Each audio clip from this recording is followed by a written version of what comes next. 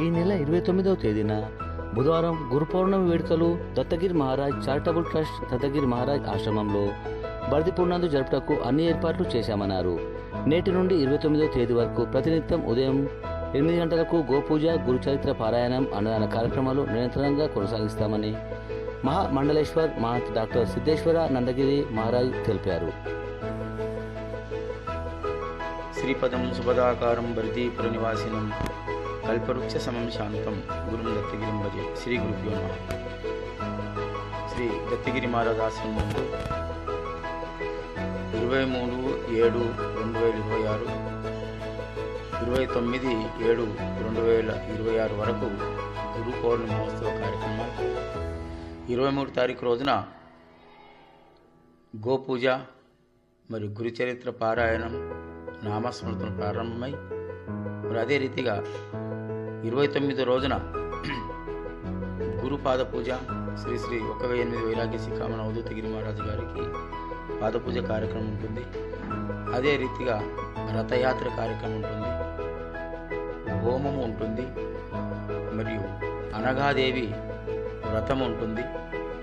తదనంతరం తులాభార కార్యక్రమం, ఆ తర్వాత ప్రవచన కార్యక్రమం, అన్నప్రసాద కార్యక్రమం నిర్వహించబడుతుంది.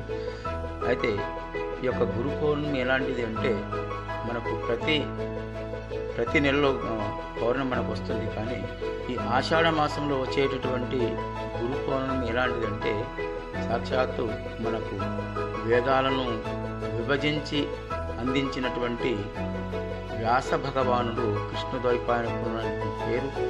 ఆయనకు వేదాలను విభజించిండు కాబట్టి ఆయనకు వ్యాస భగవానుడు అనేటటువంటి పేరు వచ్చింది. ఆ వ్యాస భగవానుడు ఉద్భవించినటువంటి రోజే ఈ గురు పౌర్ణమి. 1000 సంవత్సరాల పూర్వం ఉండేటటువంటి వేదాలను విభజించి మనకు అందించారు.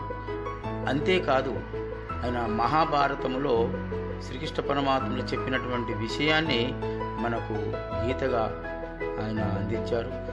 అంతేకాకుండా బ్రహ్మసూత్రాలకు భాష్యాన్ని రాశారు. మనం ఏమి చేయాలన్నా మన సనాతన ధర్మములో బ్రహ్మసూత్రాలు అనేటటువంటి ముఖ్యమైనవి. ఈ బ్రహ్మసూత్రాలకు ఎందుకు బ్రహ్మసూత్రాలను ఇచ్చాడు మనకు అంటే, ఈ బ్రహ్మసూత్రాలు అనేటటువంటి ఏవైతున్నాయో వేదములో ఉండేటటువంటి విషయాలన్నీ కూడాను ఈ బ్రహ్మసూత్రాల్లో ఉంటాయి. వేదం మొత్తం చదివక్కర్లేదు, ఈ బ్రహ్మసూత్రాలను మాత్రం మనం చదువుకున్నామంటే అన్ని వేదాలు చదువుకునేటటువంటి జ్ఞానం మనకు లభ్యమవుతుంది. కాబట్టి ఆయన బ్రహ్మసూత్రాలను మనకు ఇచ్చాడు. అంతేకాదు 18 పురాణాలు ఉన్నాయి మనకు. శైవ, వైష్ణవ, దేవి భాగవతం ఉంది, భాగవతం ఉంది, శివపురాణం ఉంది, కూర్మ పురాణం ఉంది, గరుడ పురాణం ఉంది, విష్ణు పురాణం ఉంది. అనేకమైనటువంటి 18 పురాణాలు మనకు అందించినటువంటి వారు వ్యాస భగవానుడు.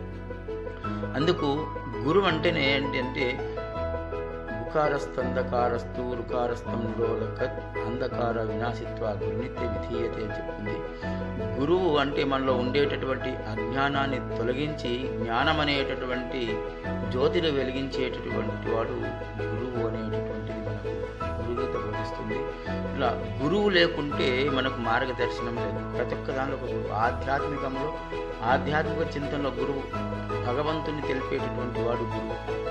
అంతేకాదు ఇప్పుడు మనం దేవుళ్ళను దర్శిస్తున్నాము, శివుడు, రాముడు, కృష్ణుడు, నారాయణుడు అనే దేవి, గణపతి అని మనం ఈరోజు పూజ చేసుకుంటున్నామంటే దానికి కారణం గురువులే. ఎలా గురువులు కారణం అంటే ఋషులు మనకు అందించినటువంటి వేదాలతోనే మనం ఇవన్నీ చేయగలుగుతున్నాం.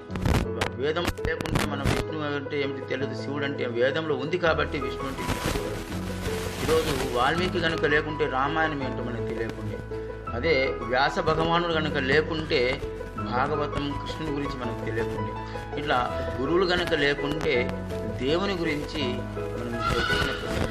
కాబట్టి మనకు మన భారతదేశ సనాతన ధర్మంలో గురువుకు ఉండేటటువంటి ప్రాశస్తి, శక్తి అమోఘమైనటువంటిది. కాబట్టి ఇది సంవత్సరానికి ఒక్కసారి గురువును ప్రార్థించుకొని ఎవరెవరి గురు పరంపర ఏది ఉందో అది గిరి పురి భారతి సరస్వతి తీర్థ యతేంద్ర సాగర వన ఆశ్రమం అనేటటువంటి దర్శనం ఆశ్రమాల్లో ఇక్కడ సంప్రదాయం గిరి పరంపర కూడినటువంటిది. ఇంకా అనేకమైన ఆచార్యులు ఉన్నారు. వాళ్ళకు ఆ పరంపర ఏదైతుందో ఆ పరంపరలో ఉండేటటువంటి ఈ జ్ఞానాన్ని పొందినటువంటి వారు ఆ సంప్రదాయంలో గురువుగా పూజించుకొని వెళ్ళేటటువంటి సంప్రదాయం మన భారతదేశంలో ఉంది. కాబట్టి ఇలాంటి గురు పౌర్ణమికి ప్రతి ఒక్కరూ సహకరించి ముందుకు వెళ్ళాలని తెలియజేస్తూ పూర్ణమిదం పూర్ణాత్ పూర్ణం దచ్యతే పూర్ణస్య పూర్ణమాదాయ పూర్ణమేవావశిష్యతో శాంతి శాంతి శాంతి.